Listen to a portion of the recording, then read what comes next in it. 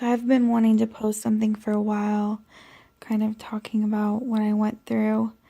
I could talk for hours, so I think I'll just read some of the articles.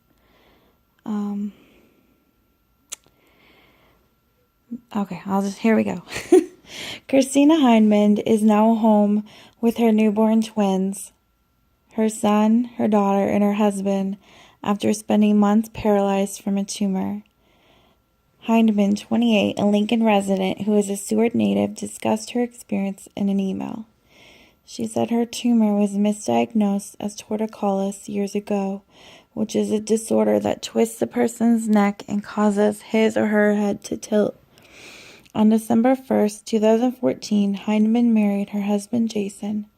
Not long after, she said she became pregnant with twins. Hindman said the hormones and extra blood flow from her pregnancy made the tumor grow. It grew so much she could see it protruding from her neck. In March 2015, Hindman lost the feeling in her fingertips. At first, doctors said the numbness was carpal tunnel, which is common for pregnant women, but then she started losing feeling up her arms.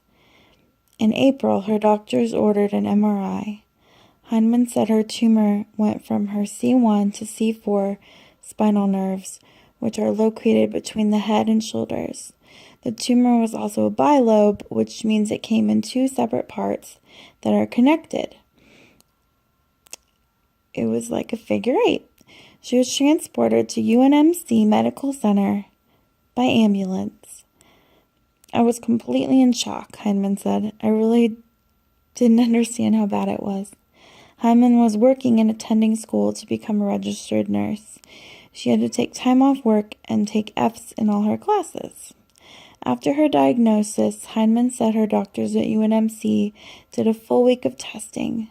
They told her she needed surgery as soon as possible, and the tumor would have to be removed in 2 different surgeries. The test also found that the tumor was a Schwannoma, which means it's a nerve sheath tumor, but it's also benign and slow growing. So they grow out of the lining of a nerve. This girl did a really good job writing the story, but she didn't get in all the details. So the surgery would require me, I'll just say me, to be on my stomach for a long period of time, which meant that my twin survival would not be guaranteed. My survival would also not be guaranteed because my body was under so much stress, and they kept talking about I could go into shock. If I hadn't been pregnant, I would have had surgery right away before it would cause any more damage, but I decided to remain pregnant and they just kept, I went to the doctor constantly. They never gave me any flat out odds of survival. My case was so unique that they didn't have many answers. My spinal cord was almost completely pushed over. I knew that once it was finally cut off, I would no longer be able to survive. Like, they couldn't believe how I was even breathing, because the majority of it, where it came out, was between C2 and C3, which controls your respirations. So they just sent me home, which is kind of crazy. Each day was definitely a struggle. Steps were difficult. I couldn't walk. I was using a walker. I couldn't dress myself, couldn't feed myself. It got bad.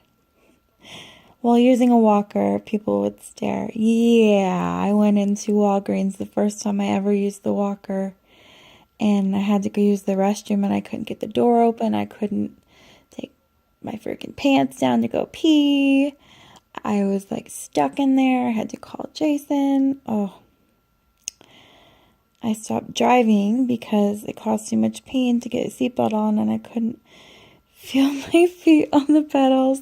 I couldn't strap my kids in. I was trying to get them to school, and I couldn't get Caleb in his car seat. Caleb was 2, and Holly had to help me strap him in, and I knew something was wrong. I had known for years and years, 8 years, and nobody would believe me or take me seriously. Many trips to the ER. Years and years of chiropractor and physical therapists. Anyway, Yep. So yes, Holly and Caleb, well, Caleb was 2. They got that wrong. No, wait. I don't know. Caleb had just turned 3 right when they found the tumor. Anyway, my children had to live with my parents, and this definitely was the hardest part for me. Once using a walker became too difficult, I had to use a scooter, which only increased the number of stairs I got. It was so bad because I looked so young, and people didn't quite understand. June 20th, that was the day that I had reached my breaking point. I had took all the pills that I had. I was on Norco, and then they gave me just flat out hydrocodone, quick release pills to take. I remember there were 15 milligrams, and I took like 4 of them, and nothing was cutting the pain. And this was a constant thing, but I would shake when you're at like a 10, and I would shake and shake and scream and scream and scream. And I told Jason, there's something majorly wrong. And I called Omaha, and they're like, well, yeah, come in. So he drove me to Omaha. That was the last day. I thought they were just going to monitor me, but I ended up staying. So they found a lot of other things wrong. I had very advanced preeclampsia HELP syndrome. Kind of different. Like my organs were starting to shut down, my liver, my kidneys. So they had said they were going to deliver the babies. Like this was on a Friday. They were going to try and get 2 days of antibiotics in. They were going to plan for Monday. But things progressed. So then they were like, okay, we're going to do it Sunday. But things progressed more. But thankfully, I think I was only on 24 hours of magnesium and to mature the baby's lungs. Yeah, it's 3 a.m. I couldn't sleep. So the babies came. They were 4 pounds, 2 ounces. Absolutely perfect, surprisingly. And they were in the NICU 3 and 4 weeks. But yes, because of the C-section, my surgery was going to have to be up to 8 hours on my stomach. So they had to wait for it to heal. No matter how bad my pain was, I went to see them once a day. They were in the building right next to me. And it was so hard. Yeah. They would transfer me in a cardiac chair, which would lay back to reduce my pain. And the nurse would have to come with me and put them on me. Jason was so amazing. My first surgery was August 11th, and my second was August 13th. And I had to go to a nursing home for 3 weeks before that because I could no longer stay in the hospital. Yeah. Then I went to Madonna. And instead of being there 10 weeks, I worked my little tushy off because I missed my family, and I got out of there in like 5 weeks. Heinemann said it took a few weeks before she was able to stand. After a week of standing, she said her heart was strong enough to allow her to stand for more than a minute. For a while there, my blood pressure would drop after like 10 seconds in the standing frame, and they'd have to quick put me down because I had to lay completely flat because of the pain. So my heart it was so much work just to even sit up. It took me a really, really, really long time. After 5 weeks, I could do more than 20 steps. This is when I wrote this. I've been home a month now, and I no longer use my walker. Yep, and I went back to school. The difference is really night and day, and the pain is pretty much all gone. My faith in Jesus completely carried me and brought me through. I know that I am here for a reason, and I will use this life to serve him. So I wrote this like in November, and then things kind of changed. I went back in November right before Thanksgiving, and they told me that the tumor wouldn't grow. That would be really slow growing, but it pretty much wasn't true because it had grown a lot, and they were debating on going in and doing like debulking. But I ended up having radiation. There's my radiation oncologist, Dr. Zhong, Kevin Zhong. There's just a page that I started on Facebook called Christina and the Twins. I was trying to find, I just went by it, a picture of my, there we go, hardware. So they had to put in, it's not the best view, and of course I'm holding two cameras here, but I have a rod that goes from C1 to C5, and in the front there's like a square looking weird thing. It's a cadaver bone of somebody's femur. And then I have the 4 plates and 8 screws and all those little teeny tiny, let me just get as close as I can here.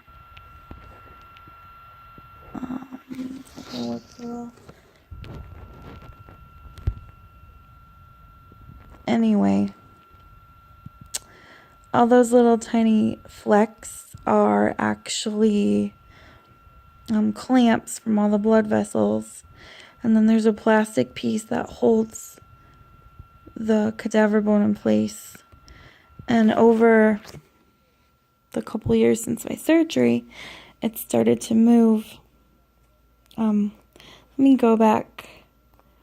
Oh my gosh. There was a really cool video in here. These are some new shots of the tumor that is left right now. I don't think this is a good idea. So that little egg-looking thing is your spinal cord, and then right above it to the left is the tumor. That just shows you the void. The tumor was so big that it ate through 2 of my bones. This is what's in there right now. Oh my gosh.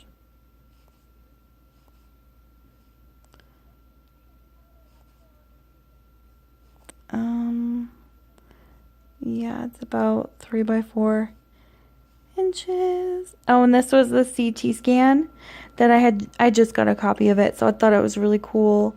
When I was there for my week of testing, she was just thinking they'd go in and remove the tumor, that it wrapped around stuff, that they wouldn't have to put in any hardware. And she thought, oh, let's just get a copy and make sure it hasn't invaded any of the structures around there.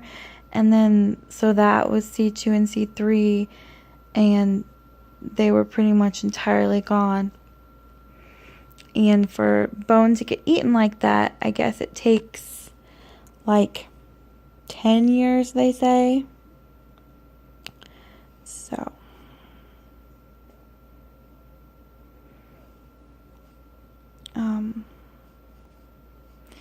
yeah. It's my husband's iPhone, and I don't quite like iPhones or know how to use them. Oh yeah, this is, and I'm gonna go through them quick. You can see how it's pushing the video of a video.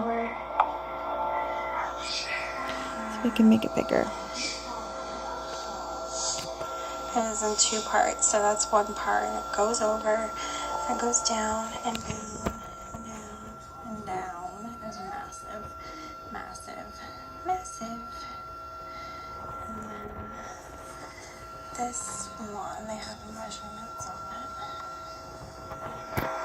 Let me see if I can stabilize this. That's your spinal cord.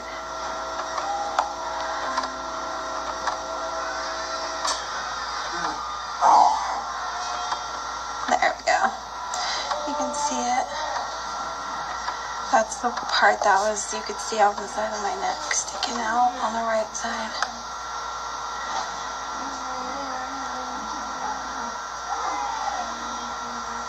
And there's like the full length of it, like more than half my freaking neck. Let me go back to the beginning now that I have a clear. That's my MRI from 4/10/2015, right when they found the tumor. And I'm going to go through them quick. You can see how it's pushing the cord all the way over.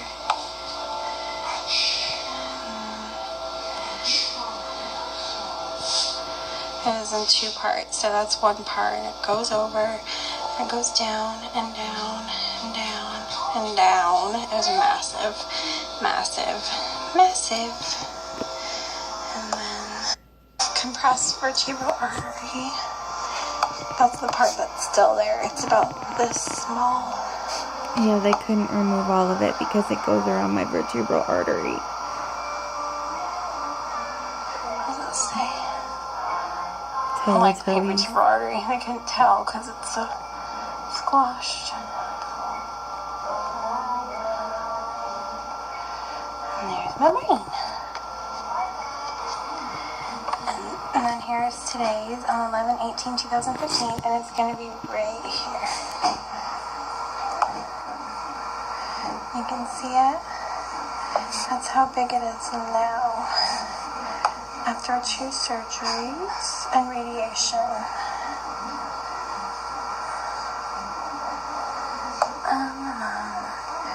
Which one was really good? I'll just record till I run out of space.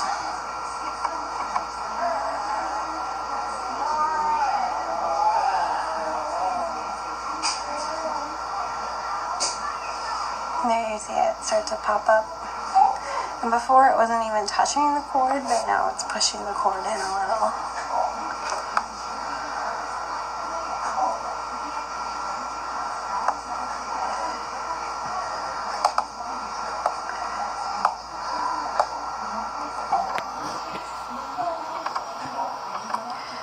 Come on.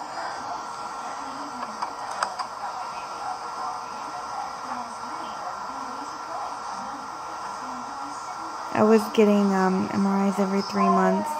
Now it's every 6 months. In black. But this was like my first good MRI because the inside looked like it was starting to die and get necrotic. Okay. How do I go back? Someone needs to teach me iPhone. I really don't like. Do not like iPhones. So there was this story that was on the news. Oh, and I had shared, my doctor was talking about it. I thought that was so cool. Oh, this was some pictures of the scars.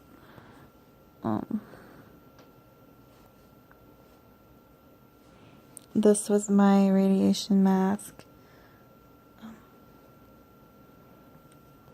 The scar looks a little bit different. It's constantly changing.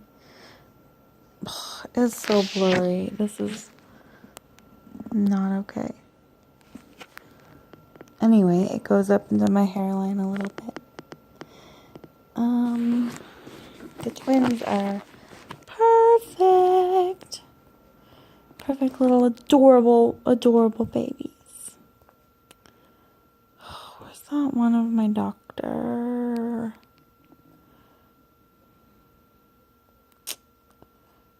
Oh. Nope.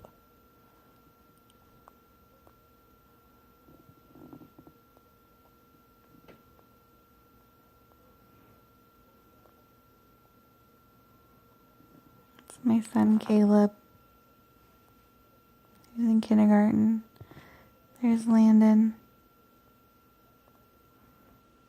Carrick. Landon. daughter who's in 5th grade, Holly, Landon, both of them. Oh.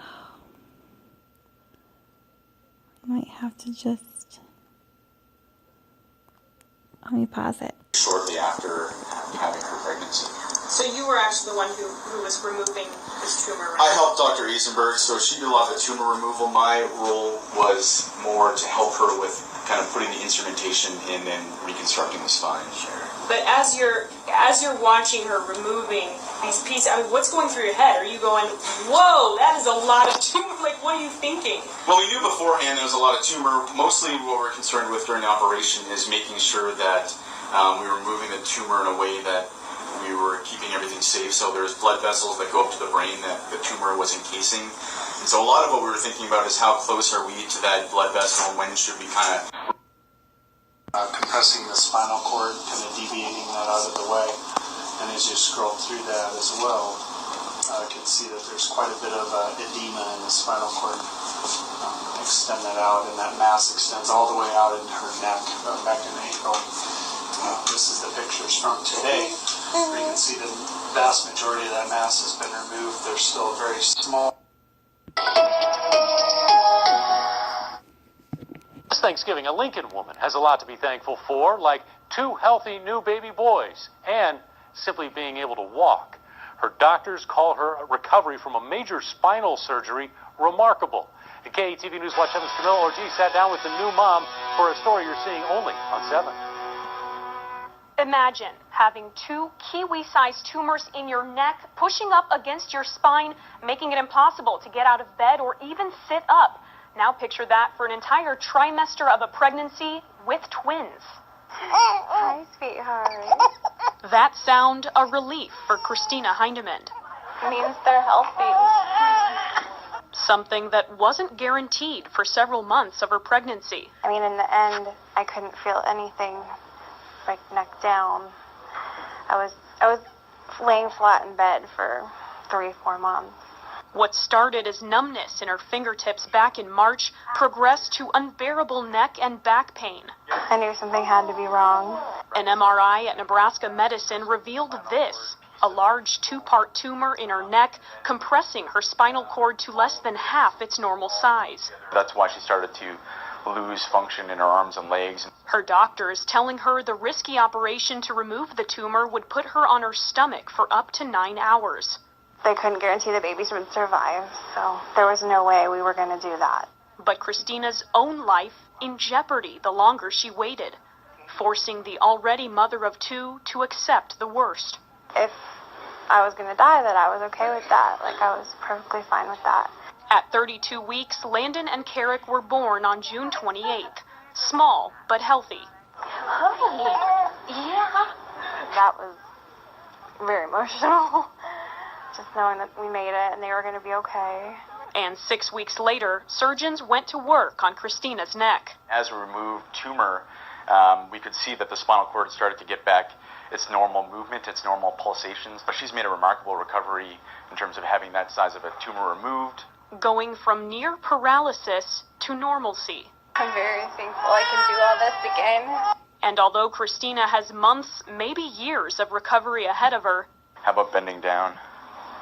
That's pretty good. How about bending up? the experience has left her with a lasting lesson. Not to lose hope and not to give up. Camilla Ortiz, KETV Newswatch 7. Okay, so that was my story that was on the news. And so it is December 2nd. My birthday was yesterday. I turned 31. So God has been so good to me. But I just wanted to ask for some prayers if you see this. This picture right here. Oop, this is weird. Right there is the tumor from about 7 months ago. And you can see the inside of it was black, showing that the radiation had worked. And then this was from a month ago, and the white part of it is more new growth. So there's not much necrotic black tissue. I was having cysts on my ovaries from polycystic ovarian syndrome that kept rupturing. And I had like every month when I get an ultrasound, I had at least 2 to 3 baseball size, and 3 ruptured within like 2 weeks, and the pain was so bad. So I had a hysterectomy. So because I was without my ovaries, I had to get estrogen, which I believe caused the tumors to grow. I've been out there trying to gain knowledge and find others, and I was either pregnant or breastfeeding for, let's see, like 8 years straight, and to have a tumor that size grow in such a short period of time and eat their bone, like, I believe 100% that the hormones contributed, because the majority of tumors you see like this are with women of childbearing age. And so I'm trying to raise awareness. Every time that I was pregnant, the tumor would grow bigger, and then you could see it protruding from my neck, and then it would get a tiny bit smaller. And yes, blood flow does have something to do with it, but I think there's more. And because it's such a rare tumor, they just don't have the information. But see, I was breastfeeding the twins, and it kept growing and growing and growing, and even after radiation, and they didn't understand.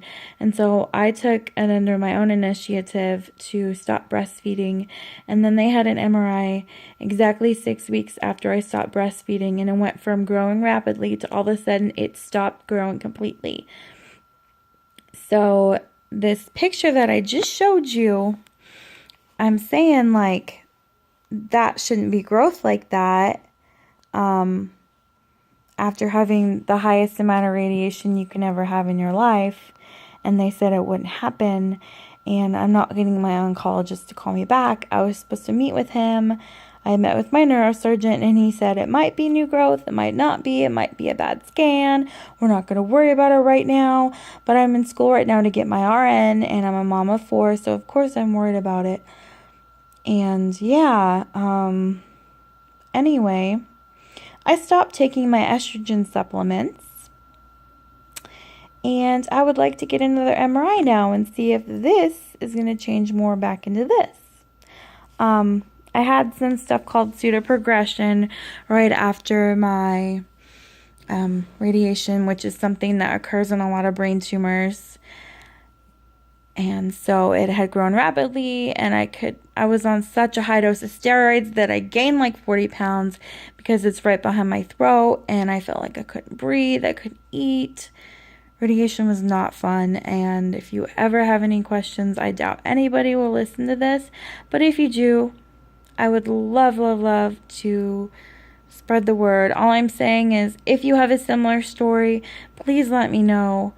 Trying to figure out what to do right now. Just trying to gain answers, and I'm having tons of hot flashes. I would love to go back on the estrogen, but I need to find out if this is related, and I am determined to find out.